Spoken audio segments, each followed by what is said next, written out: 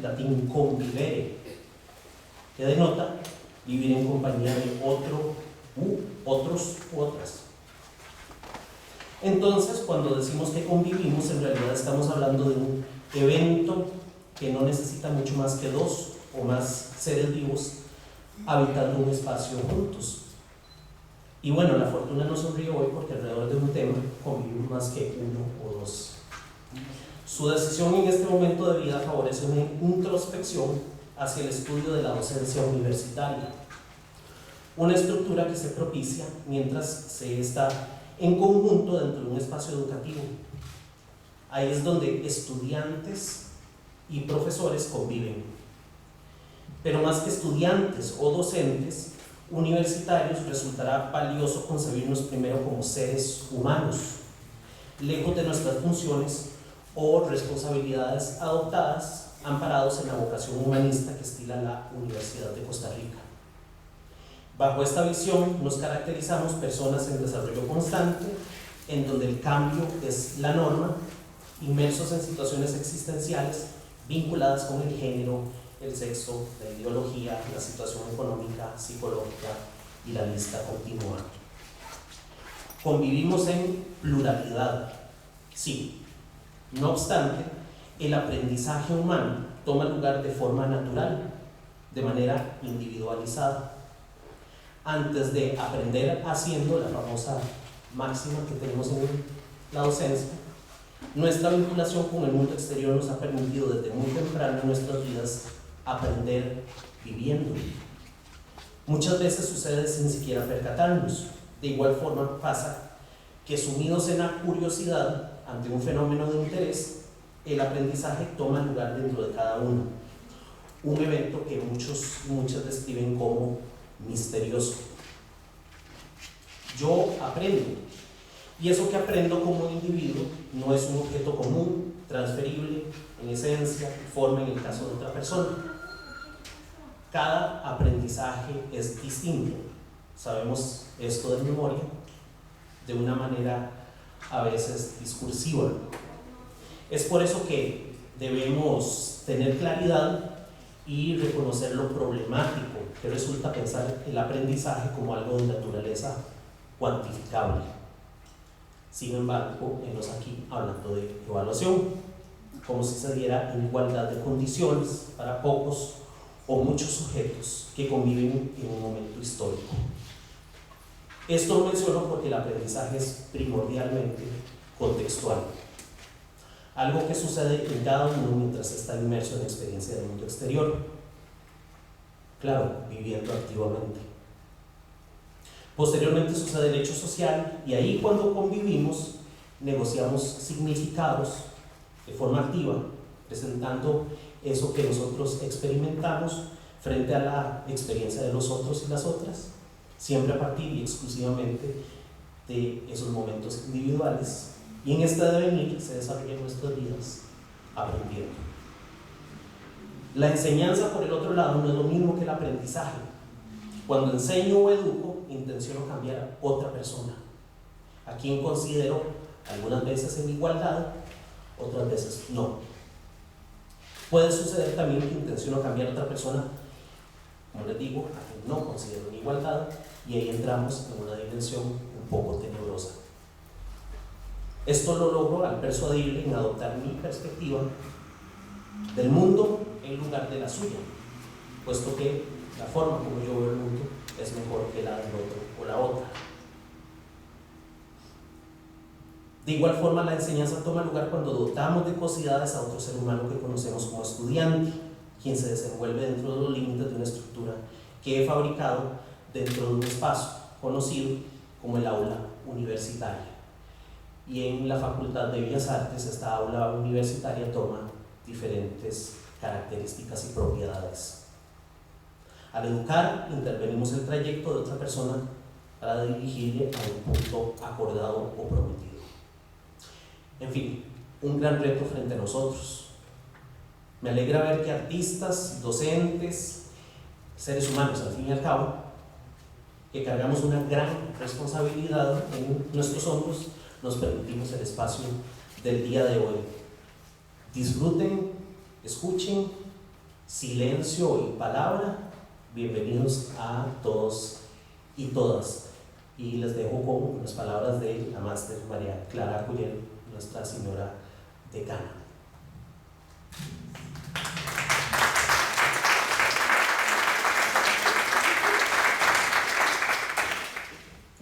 Doctor Dani Barrantes, coordinador general de la Red Institucional de Formación y Evaluación Docente RIFET. Doctora Isabel Vázquez, directora del Centro de Estudios Mexicanos de la Universidad Autónoma de México, Nacional Autónoma de México, en la Universidad de Costa Rica. Maestra Cristina Barragán Gutiérrez, directora de Desarrollo Académico del CENAR y profesora de la Escuela de Teatro de la UNAM. Estimados don Eric Hidalgo, director de la Escuela de Artes Plásticas, y don Juan Carlos Calderón, director electo de la Escuela de Artes Dramáticas. Estimados compañeras y compañeros, y también a las personas de Colipro que nos acompañan. Les doy la más cordial bienvenida a esta conferencia de la maestra Cristina Barragán, que inaugura la segunda jornada de docencia en artes. Hace 2 años nos imaginamos una actividad que permitiera que durante una semana las y los docentes de la Facultad de Bellas Artes tuviéramos un espacio para discutir, para reflexionar, para aprender unos de otros sobre un tema que es fundamental en nuestro quehacer, la docencia en las artes. Docencia que nos apasiona, pero que es compleja por todas las especificidades de nuestras disciplinas. En febrero de 2016 realizamos la primera jornada con gran aceptación y hoy me siento satisfecha de estar dando inicio a esta segunda edición con esta conferencia magistral de la maestra Barragán. Una actividad de este tipo no se puede lograr sin el apoyo de muchas personas. Quisiera agradecer en primera instancia a las y los compañeros del decanato, a la comisión organizadora que estuvo integrada en esta ocasión por compañeras y compañeros de las 3 unidades académicas. Ellas son la doctora Erika Rojas y la doctora Maritza Toruño de la Escuela de Artes Dramáticas, la magíster Eugenia Picado Michael, la doctora Jimena Sánchez y el magíster Rodolfo Rojas Rocha de la Escuela de Artes Plásticas, y de la Escuela de Artes Musicales, la doctora Liliana Chacón, la doctora Orquídea Guandique y el doctor Guillermo Rosabal. A RIFET, quien nos dio acompañamiento tanto en la comisión como en la producción de la jornada, especialmente a Dani Barrantes y a Bárbara Campo, y también a Stephanie Fallas. A la Oficina de Asuntos Internacionales y de Cooperación Externa y al Centro de Estudios Mexicanos de la UNAM, que lo tenemos en la Universidad de Costa Rica, por su apoyo para la venida de la maestra Barragán. A los compañeros que prepararon los talleres y a la doctora Susan Francis y Eleonora Badilla, quienes ofrecerán conferencias. Y muy especialmente a la maestra Cristina Barragán, que sacó tiempo de su apretada agenda para estar con nosotros. Esta semana le significará cuando vuelva un trabajo, pilas de trabajo. En el programa de mano ustedes tienen un breve currículum de la maestra, sin embargo quisiera destacar algunas cosas. Ella es egresada de la maestría y licenciatura en pedagogía por la Facultad de Filosofía y Letras de la UNAM. Desde el 2010 ocupa el cargo de directora de Desarrollo Académico del Centro Nacional de las Artes, el CENAR, en donde ha desempeñado además otros puestos desde 1996. Es además profesora de la Universidad Nacional Autónoma de México desde 1997 a la fecha, donde imparte una licenciatura de Literatura Dramática, Teatro y Pedagogía. Su trayectoria profesional ha sido primordialmente en el campo del diseño curricular, la planeación educativa, la evaluación y la formación docente en el campo de la educación artística. Ha vinculado su desempeño profesional con proyectos de investigación en el campo de la educación artística y desde hace 2 décadas se encuentra dedicada al estudio de la inter y transdisciplina en las artes para la construcción de modelos académicos. En ese sentido, ha participado en el equipo de trabajo para la definición de proyectos interdisciplinarios del CENAR, del cual han emanado propuestas de diplomados para la creación, experimentación, investigación y docencia artística interdisciplinaria. Por otro lado, ha participado en los comités interinstitucionales para la evaluación de la educación superior, el CIEES, como evaluadora de diversos programas educativos en el área de artes y humanidades, y en los últimos años ha brindado además asesoría a varias instituciones educativas y culturales para el desarrollo de sus programas académicos. Recibamos pues con un aplauso a la maestra Cristina Barragán.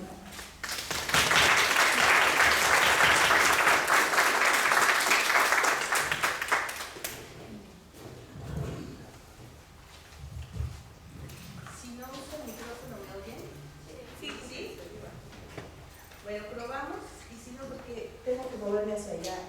Entonces, bueno, yo en principio quiero agradecer también a la Universidad de Costa Rica, por supuesto, a la Facultad de Bellas Artes y muy particularmente a María Clara, por supuesto al Centro de Estudios Mexicanos de la Universidad Nacional Autónoma de México, a Isabel Vázquez. Muchas gracias por hacer posible que yo pudiera venir para acá para compartir con ustedes una experiencia que desde el Centro Nacional de las Artes hemos construido por más de 22 años, y para mí es un placer, siempre es un placer trabajar con equipos docentes, con grupos de maestros, con alumnos que están interesados en el desarrollo de la educación artística. Entonces para mí es una fiesta estar aquí con ustedes y poder en ese sentido abrir lo que hemos hecho en el CENAR, y si eso sirve de algo para que ustedes puedan conversar y construir su propio proyecto, será muy, muy importante.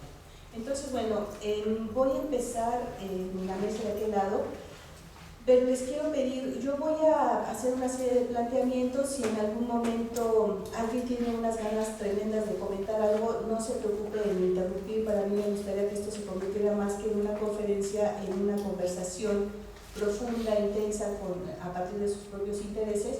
Entonces, bueno, yo tengo preparada una presentación que durará alrededor de 50 minutos tal vez, espero no sea tan cansado. Y después nos vamos a una serie de preguntas, que es lo más interesante, ¿no? Escucharlos a ustedes, mirar por dónde se abren ciertas inquietudes, y de eso se va a tratar, un poco conversar sobre estos asuntos de la evaluación en la educación artística.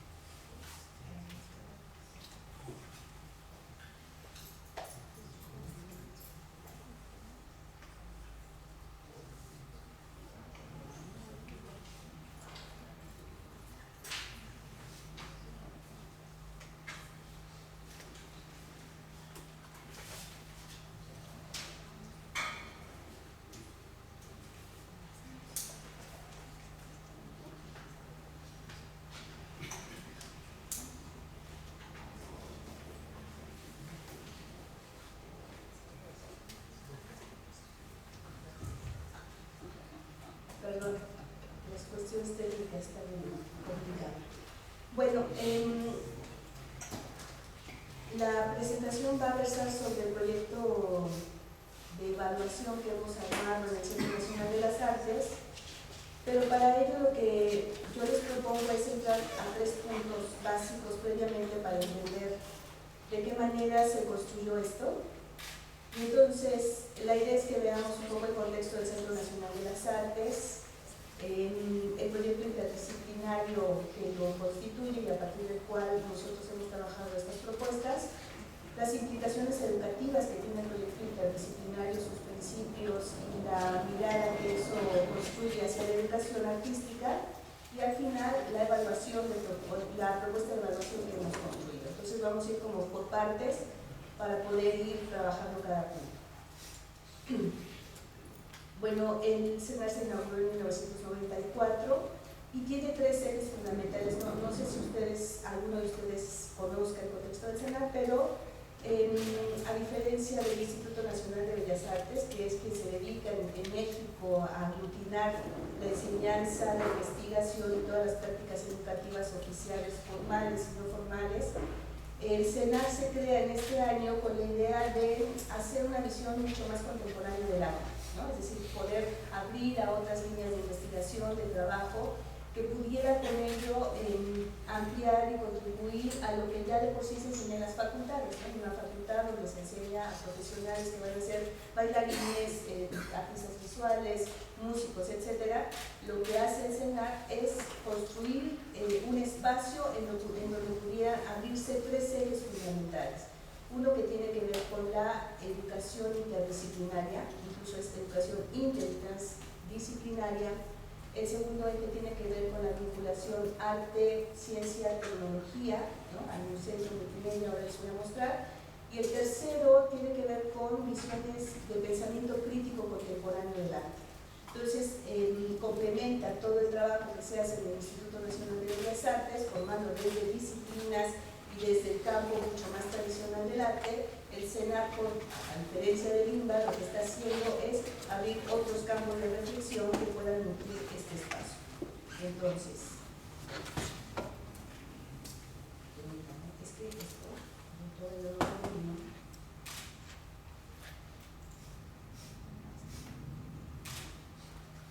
les voy a mostrar rápidamente algunas cosas del CENAR. Bueno. ¿Alguien conoce el Centro Nacional de las Artes? ¿Alguien ha ido a México? ¿Ha estado por allá? Bueno, un poco pueden recorrer el espacio. Les voy a hacer un rápido mapa. Esta es la torre de dirección donde están los centros de investigación del INBA. Aquí abajo está el aula magna. Toda esta parte está centro multimedia, las plazas de arte. Toda esta zona con el domo verde es la biblioteca. Aquí hay galerías. Esta es la Escuela Nacional de Danza Clásica y Contemporánea. Hasta acá atrás está la Escuela Nacional de Teatro, ¿no? Nacional de Teatro. Es todo un chorizo el Centro Nacional de las Artes, es una extensión territorial amplia que va corriendo con las diferentes escuelas, los centros de investigación, las galerías, etcétera, etcétera. Toda esta zona, entre estas dos escuelas, está el Centro de Capacitación Cinematográfica. En este espacio está el Canal 22 y atrás de esta zona están los estudios Churubusco, donde se filmaron cualquier cantidad de películas del cine mexicano en su época dorada. Esta es una parte del CENAR, ahora les voy a enseñar otras, en áreas verdes. Esta es la Escuela Superior de Música, la entrada. Las áreas verdes del Centro Nacional de las Artes. Este es un salón de la Escuela Nacional de Pintura, Escultura y Grabado de Esmeralda. Y aquí les quiero contar una cosa. El Centro Nacional de las Artes se crea en este momento, en el 94, les repito, con una visión contemporánea del arte, pero también el espacio está creado para poder albergar a 4 escuelas profesionales del INBA. Es decir, que en México hay una institución que se llamaba Conaculta y que el año pasado recientemente se volvió Secretaría de Cultura, pero hasta entonces dependía de Conaculta, el Consejo Nacional para la Cultura y las Artes, dependía tanto el INBA como el CENAR. ¿Okay? Entonces, el CENAR lo que hace es, en esta extensión territorial, albergar a 4 escuelas profesionales de arte que no son del CENAR, son del INBA, pero viven en el CENAR. Por lo tanto, nuestra convivencia es compleja porque no son escuelas del CENAR, yo soy del CENAR y las escuelas son del INBA y los centros de investigación son del INBA. Y aunque somos 2 instituciones, tenemos cruces diversos para trabajar en colaboración y tratando de integrar conocimientos. Entonces, desde la Dirección de Desarrollo Académico, que es el área académica del Centro Nacional de las Artes, a ver si no los pierdo, lo que hacemos es dar tanto oferta académica para el currículum de las 4 escuelas de arte de INBA, como oferta de extensión académica. Y en esa oferta de extensión académica entran tanto los alumnos del INBA como alumnos de otras universidades. Tenemos dentro del programa académico del CENAR alumnos de la UNAM, de la UAM, de l'INA, de la Escuela de Restauración, en fin, de otras universidades y escuelas profesionales que están interesados en estas visiones contemporáneas del arte, en la vinculación arte-tecnología y en prácticas interdisciplinarias, en donde el CENAR ha hecho durante estos 20 años toda una trayectoria de trabajo que, bueno, es como un referente importante para los que están estudiando arte en México, en cualquier universidad, pero que está desde una visión disciplinaria y no interdisciplinaria, ¿no? Entonces, ese es el cruce que nosotros tenemos con escuelas profesionales y centros de investigación de LIMBA que cohabitamos dentro del Centro Nacional de las Artes. Otra de las áreas sustantivas del CENAR es programación artística, es decir, hay dos grandes áreas, la académica, que está a mi cargo, y hay otra que es la de programación artística, que tiene una fuerza muy importante para el desarrollo de actividades artísticas en todas sus manifestaciones.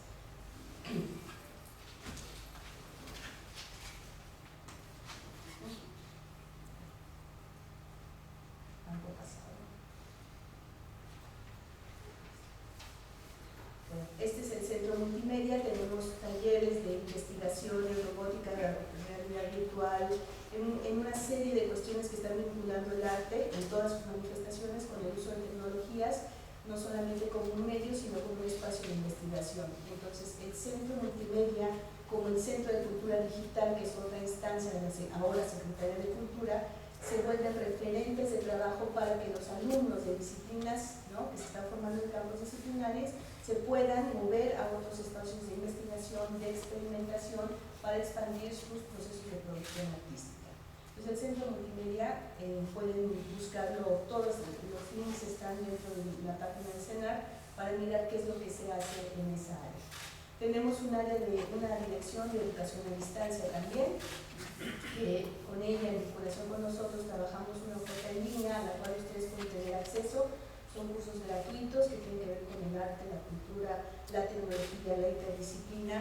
Todo está en línea y ustedes pueden ser usuarios como cualquier otro. Ahora les voy a dejar todos los links.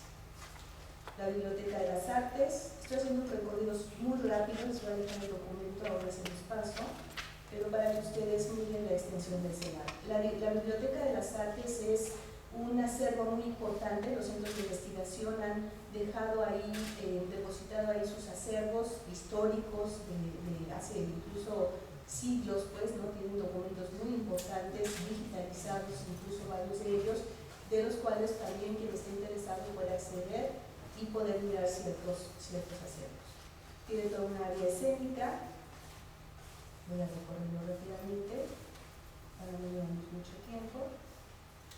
Pero digamos, esta es la vida artística, ¿no?, el tipo de teatros que tenemos en la operación escénica, que es otra dirección. Este es el Teatro de las Artes, es el teatro más grande que tiene el Centro Nacional de las Artes, este es su interior.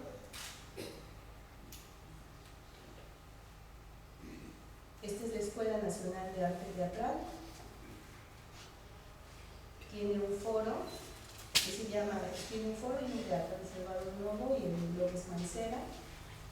Son dos espacios para que los estudiantes trabajen y presenten sus productos, digamos, escolares. Esta es la Escuela Nacional de Danza Clásica y Contemporánea. Se le conoce como la licuadora a Contreras. Tiene un teatro también, se llama Flores Canelo, en el que los alumnos de danza, tanto contemporánea como clásica, hagan sus presentaciones. Este es el foro del Teatro Flores Canelo. Ese es su interior. Es un lujo para los alumnos que no les tiene plazas, varias plazas: Plaza de las Artes, Plaza de la Música, Plaza de la Danza. Esta que hacia su izquierda es la Plaza de la Danza, donde también al aire libre hay muchos espectáculos de los alumnos y de grupos invitados, y tienen una caja negra, ¿no?, que es la Black Box, que es un foro experimental. Este es el interior de los espacios y es con lo que cuentan sobre todo alumnos y profesores que están trabajando. Este es el exterior de la Escuela Superior de Música. y su auditorio que también tiene para presentaciones tanto escolares como docentes como de grandes artistas, se llama el auditorio Blas Galindo. Este es una aula magna donde se hacen eventos de este tipo, académicos sobre todo. Este es su interior. Esta es la Escuela Nacional de Artes Plásticas, ¿no? Es la Esmeralda. Este es su exterior. La Plaza de las Artes. Este es el Centro de Capacitación Cinematográfica, donde han salido grandes cineastas mexicanos. Galerías. Y el Centro Nacional de las Artes tiene vinculación con 21 centros de las artes en toda la República. Varios estados de la República tienen su propio Centro de las Artes. En dimensión todos son más pequeños que el CENAR y algunos solo son de una disciplina. Es decir, tenemos algunos que se llaman Centros de las Artes que son multidisciplinarios, tienen todos los campos artísticos, y hay algunos que solo se especializan en un campo. Entonces así está el CEDRAM, por ejemplo, que es el de artes dramáticas, que solamente se dedica a las artes dramáticas. Está el CEMAS, que se dedica solo a artes sonoras. Está la Parota, que se dedica a artes visuales. Está el Museo Grabado, que solo se dedica a la gráfica. Así, un poco en dos perfiles, los que son monodisciplinares y pluridisciplinares. Entonces cada año hacemos una reunión en donde nos encontramos los directores de todos los centros de las artes para poder conversar y establecer vínculos y formas de trabajo. Entonces es una foto de la Reunión Nacional de Centros de las Artes. Espacios libres, abiertos para todo el público, se les da la sala de música en el concierto, el teatro, galerías, y un poco esto es el Centro Nacional de las Artes. Solo en extensión para que ustedes puedan darse cuenta.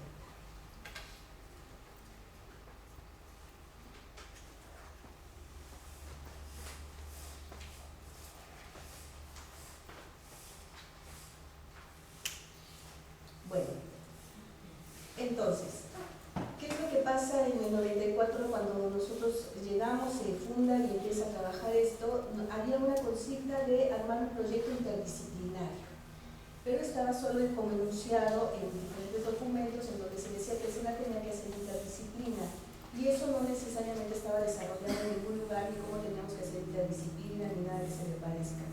De tal manera que lo que hicimos fue convocar a un grupo de maestros de las escuelas de Limba, a investigadores de los centros de investigación de Limba también, y algunos expertos, digamos, externos al CENAR, para poder hacer un grupo de trabajo que pudiera investigar sobre las prácticas interdisciplinarias y poder de ahí derivar una oferta académica que fuera a los alumnos de danza, teatro, artes visuales, música, con el fin de poder abrir sus perspectivas de creación disciplinaria a partir de este proyecto interdisciplinario.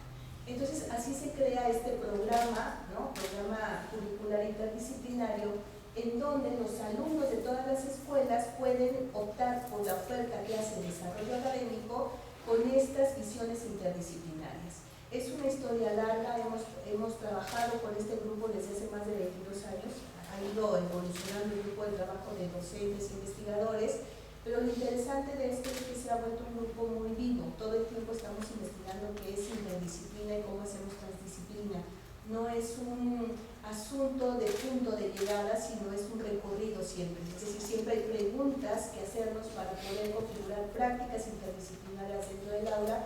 Y ahora lo que yo les voy a mostrar es la síntesis de un trabajo que ha llevado muchos años y que actualmente tenemos ubicados ciertos elementos que nos parecen indispensables en la metodología interdisciplinaria. Es decir, la historia es más larga y yo solo voy a referirme a algunos asuntos que tienen que ver con la propuesta. Entonces, ¿qué diría yo que es relevante en la visión interdisciplinaria que el SENAR trata de compartir y abrir para sus comunidades académicas? Uno tiene que ver con las visiones complejas y relativizantes del conocimiento, es decir, si no pensamos en estas formas de abrir el conocimiento y desplazarlo, no hay mucha forma de pensar en prácticas interdisciplinarias. Por otro lado, tenemos una figura docente a la cual le llamamos dupla, ahora les voy a contar cómo se configura, pero siempre trabajamos por dupla docente. Un tercer elemento que lo caracteriza, digamos, a la propuesta interdisciplinaria del SENAR es que trabajamos por nosotros instituciones transversales, ahora les cuento qué significa esto, y a favor de la construcción de comunidades de práctica. Entonces, pongamos esas coordenadas de entrada para trabajar qué significa para el Centro Nacional de las Artes la propuesta interdisciplinaria. Dentro de toda esta investigación que hemos hecho, uno de los referentes importantes, aunque no ha sido el único, es la propuesta de Edgar Morin del pensamiento complejo, y hay muchas más, ¿no?, que han hablado sobre la complejidad. Y entonces para nosotros la relatividad del conocimiento es equiparable al desplazamiento de visiones unívocas que flexibilizan los lugares de verdad hegemónicos o hegemonizados para dar paso a las posibilidades de nuevas formas de hacer, pensar y sentir. La complejidad del conocimiento es la capacidad de establecer relaciones de sentido, es lo que está regido en conjunto, dice Morin, la capacidad relacional de los sistemas, y el pensamiento complejo va más allá de la inteligencia ciega.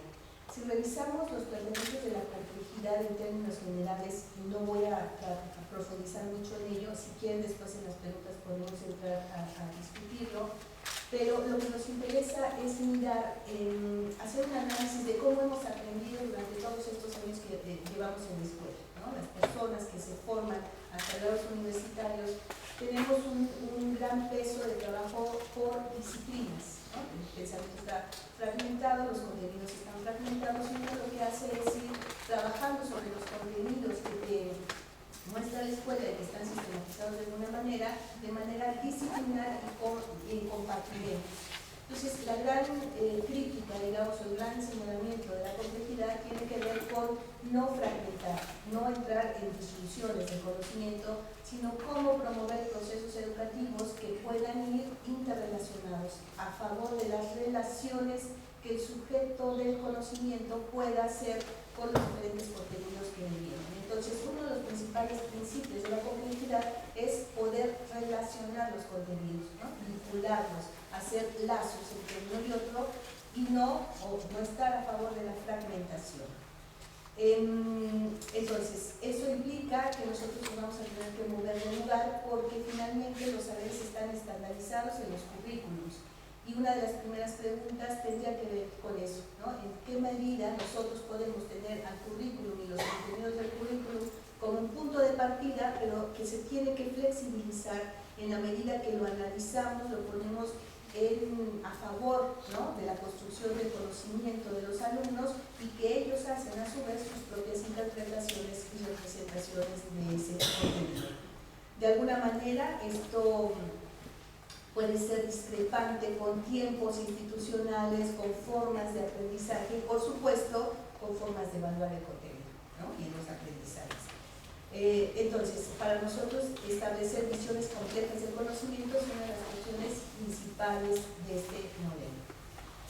Luego, por otro lado, la interdisciplina para nosotros supone un primer proceso de conversación, ¿no? Es decir, pensemos en entidades o en unidades identitarias únicas, que lo que requiere para ser interdisciplina es un desplazamiento, una mirada ampliada de lo que soy a favor de la conversación con otro. A diferencia de la multi o pluridisciplina, en donde personajes o profesionales de diferentes campos se juntan bajo un objetivo común para la producción de algo, en donde lo que hace cada quien tiene que ver con su propia disciplina, ¿no? Es decir, no se mueve en el físico, hace lo que hace un físico, el artista visual hace lo que hace un artista visual, un antropólogo hace lo que le toca su oficio, y esos grupos multi o pluridisciplinarios no se mueven de lugar, ¿no? Trabajan con sus herramientas, con sus marcos teóricos, con sus formas, ¿no?, precisas disciplinarias. Cuando nos juntamos todos nosotros y hacemos algo a favor del proyecto, estamos haciendo multi o pluridisciplina. En la operación interdisciplinaria, incluso transdisciplinaria, lo que estamos haciendo es un proceso de diálogo y de negociación que nos implica identitariamente. Eso quiere decir que tenemos que movilizar nuestras formas para poder entrar en conversación con el otro. Y entrar en conversación con lo otro, lo diferente, lo incluso discrepante. Esta operación es incómoda, ¿no? Es decir, hacer interdisciplina implica implica de alguna manera movilizar mis formas de hacer y digamos las creencias sobre ciertos objetos o ciertos fenómenos para poder establecer vínculos y diálogos con el otro y entonces hacer esta operación de integración, sobre todo metodológica, para poder trabajar desde otro lugar, desde otra mirada. De tal manera que la interdisciplina sí está promoviendo estos desplazamientos y de alguna manera la puesta en suspensión de ciertas categorías teóricas o metodológicas para entrar en conversación con el otro. Esto hay una afectación, eso significa que hay afectación, desplazamiento y posibilidades de intercambio diverso. En ese sentido, para nosotros promover la interdisciplina entre los grupos, ¿no? O sea, si vamos a proponer un proyecto interdisciplinario, en primera instancia tendríamos que tener un docente que supiera negociar, que supiera dialogar, que supiera poner en suspenso sus conocimientos para poder trabajar con el otro, y en ese sentido lo que armamos fue algo que le llamamos dupla docente. De tal manera que en las propuestas interdisciplinarias del SENA trabajamos con esta figura y en nuestros cursos generalmente, no en todos, pero generalmente, hay 2 maestros a cargo de cada curso. Esto no es a la limón, es decir, yo doy mi parte, somos 2 maestros, yo doy mi parte, tú das tu parte y trabajamos cada quien sobre sus contenidos porque eso sería multidisciplina, ¿no? Para hacer una operación interdisciplinaria, lo que los maestros tienen que hacer de inicio es una negociación de su propio saber a favor de la creación de un dispositivo conjunto. Entonces, ahí es donde un trabajo previo es muy intenso, hay un espacio de seminario en donde estos maestros trabajan para poder encontrar aquel que trabaja con tecnología, aquel que trabaja con artes escénicas, el que trabaja con artes visuales, y los puntos de interés en donde pueden hacer un cruce para proponer un espacio intermedio, ¿no?, de frontera en donde los alumnos puedan interesarse, ahora les voy a mostrar algunos ejemplos, por algún dispositivo interdisciplinario que les permita expandir sus prácticas de producción artística, de investigación artística. Entonces, la dupla docente se propone que la función docente se configure en duplas en donde sea posible y necesario el diálogo entre ellos, en primera instancia, el desplazamiento y la dilución de la autoridad docente unívoca. La dupla docente plantea el reto de construir un territorio compartido y el diseño de un dispositivo pedagógico negociado. No es fácil, a veces los divorcios entre las duplas son terribles y de chanclazo en la puerta, pero otras veces ha sido una experiencia muy interesante, testimoniada por los propios docentes, en donde alguien que hace arte sonoro, por ejemplo, junto con alguien que hace danza con medios electrónicos, encuentran esta posibilidad de negociar su saber y proponer al grupo de alumnos un espacio de trabajo para la experimentación artística que se vuelve muy enriquecedor no solo para los alumnos, sino incluso para los propios, de hecho, en principio, para los propios maestros. La dupla de maestros es una figura pedagógica que promueve la construcción de procesos colectivos de aprendizaje desde una posición de mayor horizontalidad que muestra la posibilidad de diálogo entre 2 entidades distintas, incluso discrepantes, capaces de construir un planteamiento común ante el grupo para ser abordado y problematizado por todos los integrantes. Un trabajo de esta naturaleza requiere a su vez la participación del alumno desde un lugar responsable de su aprendizaje autónomo y propositivo. Es decir, no basta con que haya una dupla docente, en ese momento se hace un pacto pedagógico distinto, lo vamos a ver más adelante.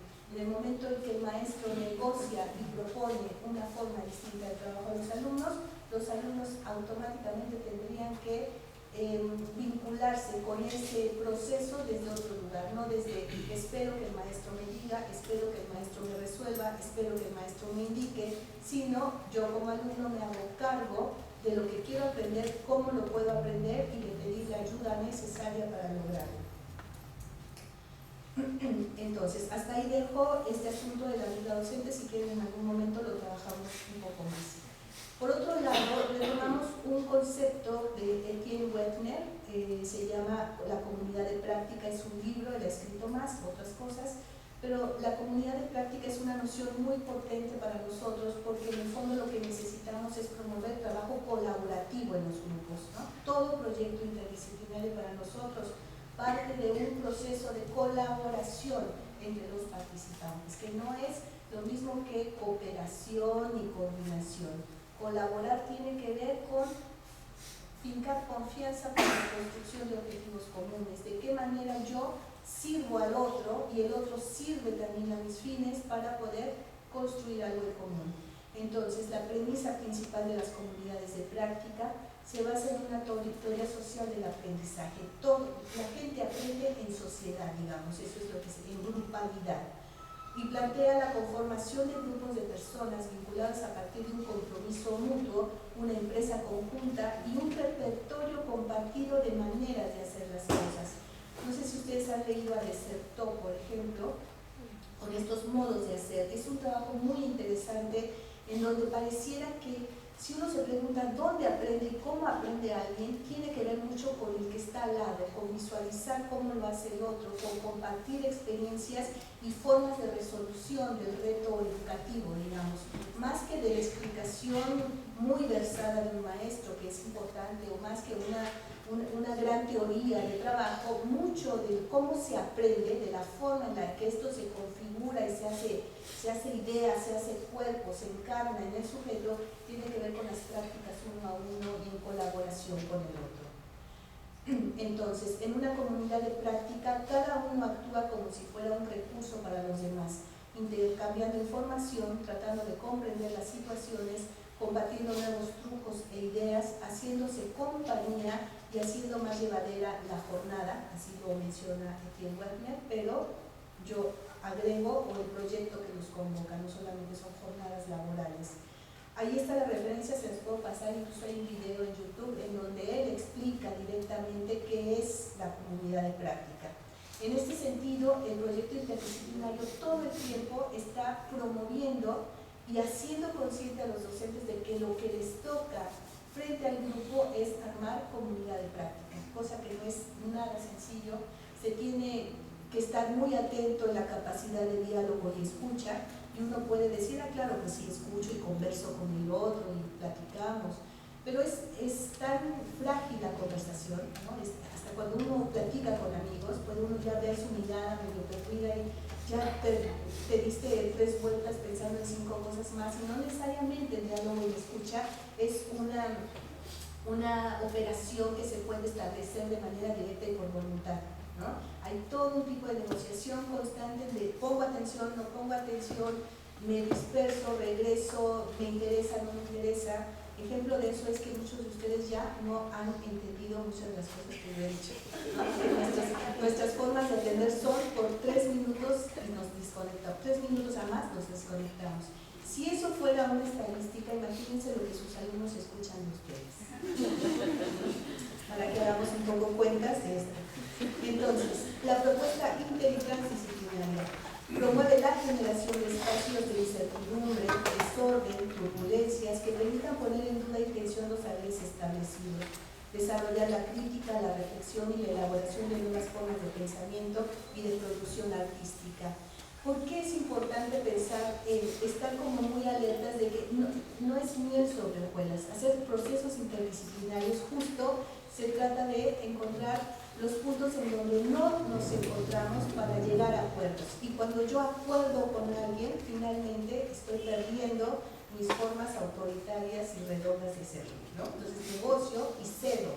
Eso te pide la operación interdisciplinaria. Por eso los chanclazos de repente, ¿no? Entre los maestros, entre los alumnos, entre las formas de pensar, entre los planteamientos teóricos en un grupo de trabajo, lo cual para nosotros es una cuestión, es un ingrediente particular de los procesos interdisciplinarios, no es un asunto a descartar, ¿no? Que 2 alumnos estén en discrepancia o que incluso que la dupla docente esté en discrepancia, no es un asunto para preocuparse, ¿me explico? Es decir, está considerado dentro de las prácticas interdisciplinarias esta necesidad de dialogar, de discrepar, de llegar a acuerdos y de poder posicionarse en lugares a partir del diálogo. A lo mejor no llegamos a acuerdos, pero tenemos la capacidad de reconocer la diferencia y que no está ninguna sobre la otra. Es decir, la diferencia no se vuelve desigualdad, ¿no? Y eso es una de las principales cuestiones que hay que cuidar en los procesos educativos. Puede haber diferencias, de hecho hay diferencias, es importante que haya diferencias, el problema es que ninguna es mejor que la otra, ¿no? En las diferencias, el asunto es que no se conviertan en desigualdades. Bueno, les voy a dejar ahora, si podemos entrar al link del proyecto interdisciplinario, en donde ustedes pueden ver las duplas docentes presentando sus cursos, diciendo de qué se va a tratar y cuáles son los dispositivos que van a trabajar, para que esto los alumnos lo puedan ver y inscribirse, ¿no? Entonces, en un primer momento, el proyecto interdisciplinario da cursos como tipo laboratorios, talleres, incluso seminarios, que invita a los alumnos a trabajar estos procesos de intercambio, ¿no? Y entonces para los alumnos se vuelve un espacio muy antojable, porque todo el tiempo están con sus mismos compañeros de teatro, de danza, de artes visuales, y el proyecto interdisciplinario en primera instancia los invita a trabajar con alumnos de todas las disciplinas y además de alumnos externos, como les comentaba, ¿no? Pueden llegar de literatura, de restauración, de antropología, de psicología, y eso hace un cóctel sumamente interesante. Bueno, entonces voy al siguiente punto. ¿Qué implicaciones educativas tiene esto de armarlo desde una visión interdisciplinaria? Bueno, todo proceso educativo contiene elementos básicos que se colocan y reconfiguran con un sentido particular de acuerdo a modelos y teorías pedagógicas en donde se enmarcan, es decir, no van sueltas por la vida y nosotros hacemos educación así nada más. Nosotros hacemos educación desde un lugar y una perspectiva particular. En principio, ¿qué creen ustedes que es educar? ¿No? O sea, si hacemos un ejercicio aquí rápido, decir, bueno, ¿qué es para ustedes educar? ¿Qué es para ustedes arte? ¿No? Y como veremos más adelante, entonces el arte se enseña, entonces, o el arte se aprende. ¿Okay? Son dados por descontado que de repente no necesariamente tienen un espacio de reflexión en nuestra práctica y son sumamente importantes porque a veces no nos damos cuenta ni siquiera bajo qué perspectiva o modelo educativo estamos accionando y de repente exigimos cosas, ¿no? Al currículum, a la institución, a los alumnos, a los horarios, a todo el instrumental institucional que no corresponde con nuestras formas de mirar las prácticas educativas. ¿Okay? Entonces ahí hay un llamado de atención para revisar nuestras nociones de educación y mirar qué es lo que eso corresponde con nuestro trabajo en el aula. Entonces, yo aquí solo pongo tres, como ustedes podrán mirar. Hay un modelo tradicional, ¿no? Que son como diferentes perspectivas desde donde uno puede entender la educación como básicamente como un pasaje, ¿no? Del contenido en formas tradicionales donde el maestro sabe y el alumno aprende. Los modelos técnicos y por competencias, en donde el modelo tiene que ver más con estas formas de lograr objetivos, ¿no? Como nosotros bajo ciertos procesos logramos objetivos. Hay muchos modelos que hablan de esto, incluso el de competencias que ha inundado a muchas universidades en los últimos tiempos, tiene que ver con formas más técnicas o tecnológicas de lograr el conocimiento. Estoy haciendo un recorte brutal de lo que es esto, por supuesto, tendríamos que entrar a cosas mucho más finas y de algunas florituras muy importantes en el currículum, pero en términos gruesos, el otro gran perspectiva o trabajo educativo tiene que ver con modelos críticos, en donde el centro entonces no es ni los resultados con el modelo técnico, ni estar centrado en el contenido o el pasaje del contenido en visiones tradicionales, sino en el alumno, en aquel que aprende. Entonces, a todos estos modelos que han trabajado sobre el alumno como el centro del proceso son modelos críticos, se llama escuela nueva, etcétera, etcétera. Que ni es tan nueva, ¿no? Pero bueno. Entonces, aquí vamos a entrar ya a este asunto de cómo articulamos la evaluación dentro de todo el proceso. Todo proceso educativo tiene estos elementos de manera fundamental, no hay de otra, ¿no? Son los que lo integran para que sea como condición un proceso educativo. Y entonces tenemos a un profesor, tenemos a un alumno, ¿no? Tenemos unos objetivos que lograr, unos contenidos que trabajar bajo una metodología y de acuerdo a una evaluación, ¿no? Entonces estamos con todos estos elementos. Cada que ustedes diseñan un programa de estudio, están puestos estos elementos para poder desarrollar y pensarlo como una estructura didáctica fundamental. Si uno ve el esquema, la línea va, la flecha va del profesor al alumno y es un modelo más o menos tradicional, ¿no? El maestro es el que hace el trabajo sobre el alumno a partir de unos objetivos y unos contenidos bajo una estrategia metodológica particular. Habrá otras figuras, ¿no? Es decir, cada elemento puede cobrar una identidad y un peso distinto de acuerdo a cómo lo coloquemos, de tal manera que podemos pensar en el maestro como coordinador, tutor, asesor, animador, ya saben, una serie de figuras identitarias en donde el docente se mueve. Yo les he contado ahora de la dupla docente que hará otra figura, ¿no? Pero es cómo nos pensamos nosotros frente a ese proceso educativo. Todo tiene que ver con la evaluación, ¿eh? Todo el asunto tiene que ver con que la evaluación no va sola. La evaluación tiene que ver con sus representaciones, sus nociones, sus perspectivas de lo que es educar, ¿no? Y cómo desempeña este trabajo. De tal manera que uno puede hacer variaciones de estos elementos. Por ejemplo, esta es una primera variación en donde no es maestro, es un coordinador de procesos y los alumnos no son alumnos, son participantes del proceso. Esa pequeña distinción puede colocar ya el proceso en otro lugar, con otra cualidad, con otra naturaleza. Y los otros elementos siguen hablando de qué se enseña, para qué se enseña, cómo se enseña y luego cómo se evalúa eso. Hay una autora argentina, se llama Elena Puigros, que a lo mejor algunos de ustedes la han leído. Ella es una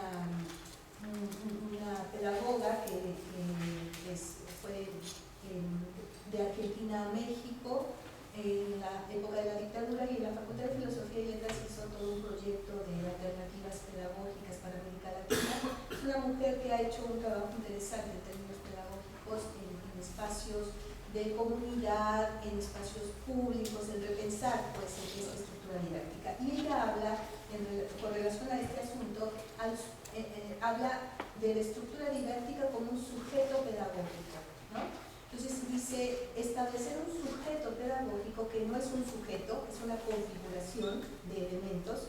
Dice, cuando se establece el sujeto pedagógico es porque alguien dice algo significativo a un otro y hay construcción de conocimiento en ambas direcciones, ¿no? Es decir, no es el maestro que enseña y el otro que aprende, sino es la configuración de un vínculo en donde en ese momento se vinculan por interpelación.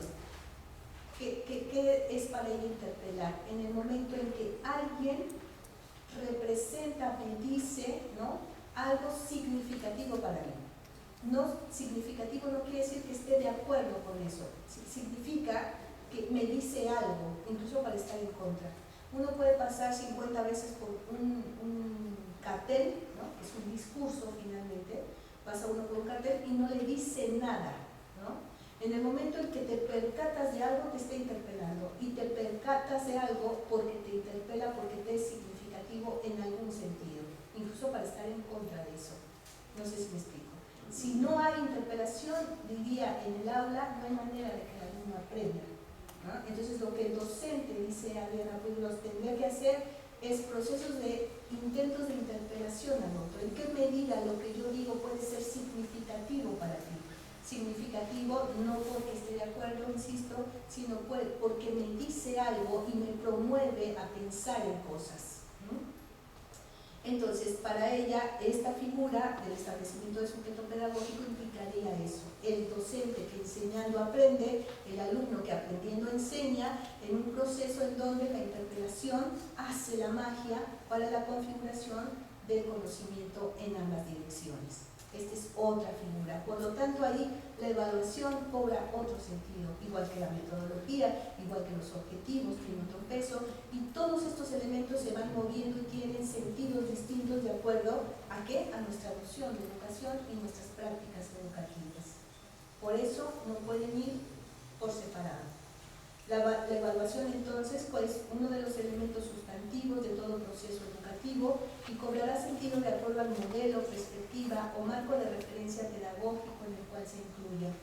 Por lo tanto, no es un elemento aislado y debe estar en coherencia con la noción de educación que la institución docente promueve.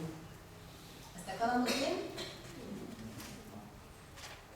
Bueno, entonces, ¿qué es lo que nosotros intentamos como principios? O sea, de entrada, trabajar con los docentes, tenemos seminarios de trabajo docente donde se arman las duplas, hacen su dispositivo didáctico.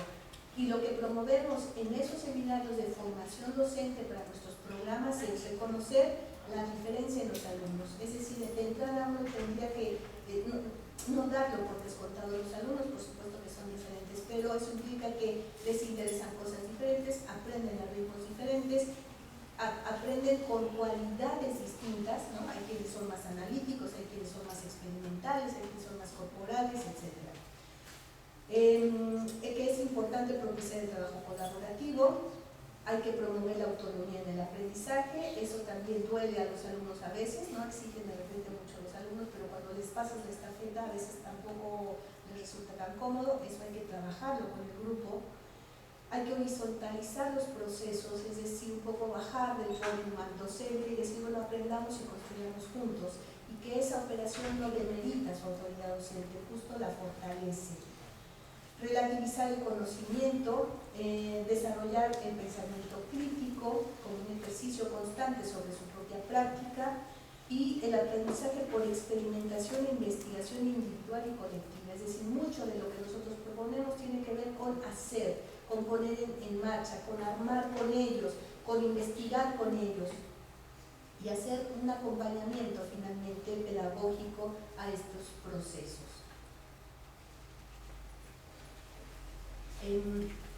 Pasemos ya al último punto, que es al que vamos, digamos, ¿no? Este es el contexto en donde surge el proyecto, esto se trata de proyecto interdisciplinario, hay que entender cómo vamos a analizar el proceso evaluativo dentro de todos estos elementos que lo constituyen.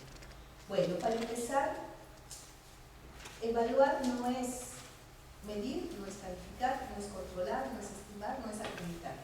Todas son nociones que están vinculadas al acto de evaluar, pero que no se agota en ninguna de ellas ni en la suma de todas ellas, ¿no? Cada cosa tiene cualidades distintas. Evaluar no tiene que ver con los requisitos para estar en clase, ¿no? Cada programa de repente tiene requisitos de ingreso. Entonces, los requisitos son las condiciones para estar en clase y participar en ella, ¿no? Es decir, como desde llegar temprano, traer el tutú, traer sus materiales de trabajo, no comer en clase, ¿no? Son como las reglamentaciones para estar, pero eso no es la evaluación, ¿sí? Entonces, cuando un alumno y un docente empieza la evaluación, hay que diferenciar, porque los requisitos son importantes, muchos de ellos son muy importantes para ciertas clases. Si el alumno no lleva el equipo para trabajar, no puede trabajar, ¿no? Y así de riguroso en algunos espacios puede ser, o en algunos no, puede haber muy pocos requisitos, solo que llegue, ¿no? Finalmente. Pero eso no tiene que ver directamente con lo que vamos a ver que es la evaluación. Evaluar implica un proceso de seguimiento, ahora lo vamos a ver. Y la evaluación es cuantitativa, pero fundamentalmente es cualitativa. Es decir, nosotros tenemos, por orden institucional, podemos tener una cantidad de formatos, estándares y cosas para medir, ¿no?, cómo ha progresado un alumno y otorgar un valor. Eso tiene que ver con formas de, por supuesto, de seguimiento, pero sobre cuestiones muy concretas que nosotros podemos detectar. Habría que ver, y ahora lo vamos a revisar, qué tan concreto puede ser el conocimiento artístico para poder estandarizar. Ese es el gran problema de la educación artística, de la educación en general, ¿no? Pero para los procesos del arte se vuelve mucho más escurridizo el asunto, ¿no? ¿Cómo nos atrevemos a decir, eso sí es creativo, ese alumno es talentoso, esto sí está madurando el proceso? ¿Bajo qué criterios y qué tan estandarizables son esos puntos de llegada? Ese es el gran problema. Por lo tanto, la evaluación en las artes tiene un carácter mucho más cualitativo que cuantitativo. Y eso es por fortuna, porque si el arte fuera cuantificable, estaríamos en un aprieto, creo. Entonces, la medición, algunas distinciones. Se refiere a la extensión y o cuantificación de algo, ¿no? Podemos buscar definiciones varias, pero un poco para indicar en qué consiste una diferencia básica. La estimación tiene un carácter aproximado y una carga subjetiva, pero no implica exigencia metódica ni formal. El control consiste en verificación de resultados, no de su valoración específica. Acreditar implica pasar de un nivel a otro. Calificar, asignar un valor a un resultado estandarizado, ¿no? Todas son más o menos aproximaciones al acto de evaluar. ¿Qué sería seguimiento? ¿No? Es un proceso analítico, para identificar, recopilar y procesar una serie de informaciones que revelan el desarrollo de un programa o proceso y proporcionan una retroalimentación constante. Eso implicaría hacer un seguimiento. Entonces, vamos a ver algunas ideas generales de lo que implicaría evaluar. Es una vía para determinar el valor de algo y emitir un juicio o diagnóstico analizando sus componentes, funciones, procesos, resultados para posibles cambios enfocados a la mejora de un proyecto o proceso. Allí donde hay un problema de decisión, hay siempre un problema de evaluación. Parte de una visión sistémica que supone diversos aspectos y niveles a evaluar a través de una estrategia pertinente para recabar información sobre el impacto y efectividad de un proceso formativo, ¿no? Entonces uno pensando en evaluar qué significaría esta gran acción, bueno, va por aquí formulándose algunas pautas de lo que tendría que integrar este proceso de evaluación. Yo les voy a dejar la presentación, ¿no? Para que ustedes puedan tenerla sin problema. Y algunos materiales impresos, textos, artículos que son muy interesantes sobre evaluación artística en particular. Cuando se habla de evaluación en sentido estricto, siempre se hace referencia a la necesidad de una investigación evaluativa, es decir, evaluar implica investigar un proceso, no hay de otra, ¿no? Es decir, no es solamente estandarizar valores y palomeando a ver si algo sucedió o no sucedió, es mirar el proceso durante su trayecto, ¿no? Durante su implementación.